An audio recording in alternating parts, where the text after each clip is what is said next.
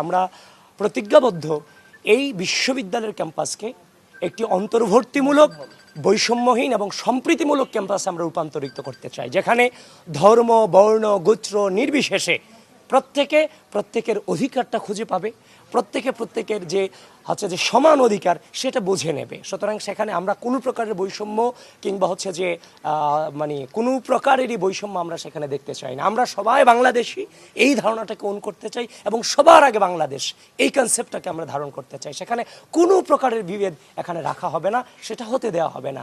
একজন যে কোনো ধর্মের, যে কোনো বর্ণের, যে কোনো গোত্রের মানুষ আমরা একসাথে বসবাস করব এবং সে অধিকারটা এবং এই যে সাম্প্রদায়িক সম্প্রীতির একটা উজ্জ্বল দৃষ্টান্ত ঢাকা বিশ্ববিদ্যালয় থেকে গোটা বাংলাদেশে আমরা সেটা প্রতিস্থাপন করতে চাই।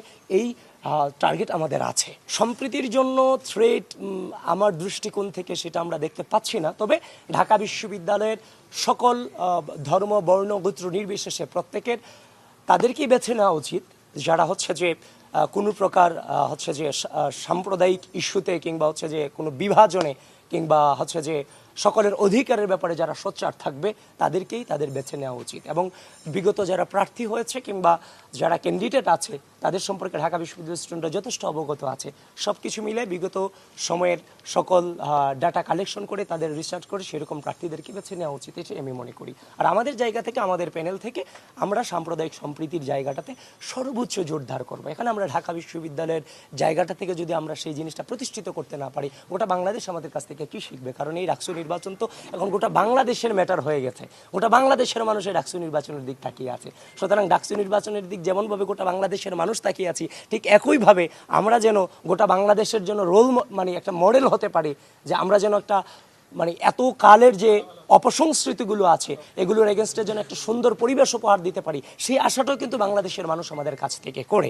এবং আমরা দীর্ঘ রাজনৈতিক অপসংস্কৃতিকে মোকাবেলা করে আজকের এই জায়গাটাতে যেহেতু এসেছি, যে রাজনৈতিক অপসংস্কৃতি গোটা বাংলাদেশকে ধ্বংস করেছে একটা দীর্ঘ সময় ধরে, সেই জায়গা থেকে সেইটার কোনো পুনরাবৃত্তি আমাদের হাত ধরে অন্তত হবে না, এটুকু নিশ্চয়তা আপনাদেরকে দিতে পারছে এবং গোটা দেশবাসীকে এবং ঢাকা বিশ্ববিদ্যালয়ের স্টুডেন্টকে দিতে পারছি। ট্যাগিং ফ্রেমিংয়ের যে কথাটা বলা হয়, 5 আগস্ট পরবর্তী সময়ে যে জিনিসটা নিয়ে বিশ্ববিদ্যালয়ের বিভিন্ন ক্যাম্পাসগুলিতে অনৈক্যের জায়গাটা তৈরি হয়েছে, সেটা হচ্ছে যে রাজনীতিকরণের একটা অপচেষ্টা হয়েছে, সেটা কিন্তু আপনারা সকলেই জানেন।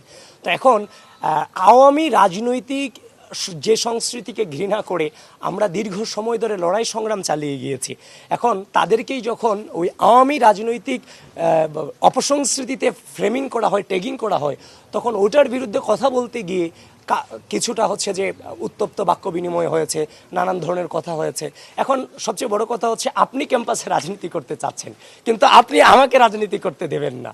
তো এই জায়গাটাতে যে একটা বিরাজনীতিকরণের অপচেষ্টা, সেই জায়গাটা থেকে কিছুটা মতবিরোধ তৈরি হয়েছে। আশা করছি সকল পথের, সকল মতের, সকল ঘরানার যারা ছাত্র রাজনীতি করে কিংবা যারা মতপথের মানুষ আছেন, আশা করছি আমরা এই অতীতের যে আপনার নোংরা রাজনৈতিক সংস্কৃতি, সেটাতে আমরা যেতে চাই না। আমরা পুরো বাংলাদেশব্যাপী এবং পুরো ক্যাম্পাসব্যাপী আমরা এমন একটা রাজনৈতিক সংস্কৃতি প্রচলন করতে চাই যেখানে শ্রদ্ধা, স্নেহ, সহনশীলতা, সহমর্মিতার মধ্য দিয়ে বিতর্ক হবে, ডিবেট হবে, কথা কাটাকাটি হবে, কিন্তু দিন শেষে আমরা এক এবং ঐক্যবদ্ধ থাকবো রাষ্ট্রের স্বার্থে।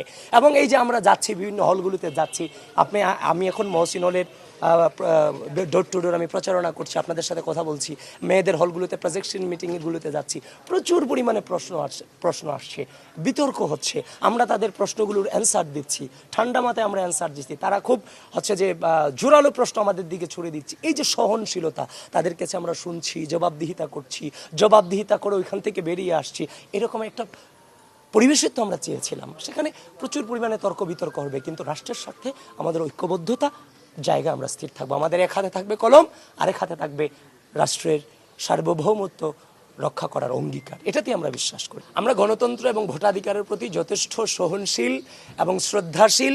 আমরা এমন একটি রাজনৈতিক সংস্কৃতি গোটা বাংলাদেশের মানুষকে উপহার দিতে চাই, যেখানে কেউ হেরে গিয়ে অভিযোগ করবে না, কেউ জিতে গিয়ে যে হেরে যাবে তার উপর অন্যায় করবে না। সামগ্রিকভাবে যেই জিতে যাবে, সবাই যেন জিতে যায়, সবাই যেন সম্মিলিতভাবে কাজ করে। আমরা ওই রাজনৈতিক সংস্কৃতির পথে এগুচ্ছি এবং আপনারা সহযোগিতা করেন, আমরা ওইটাই বাস্তবায়ন করবো ইনশাআল্লাহ।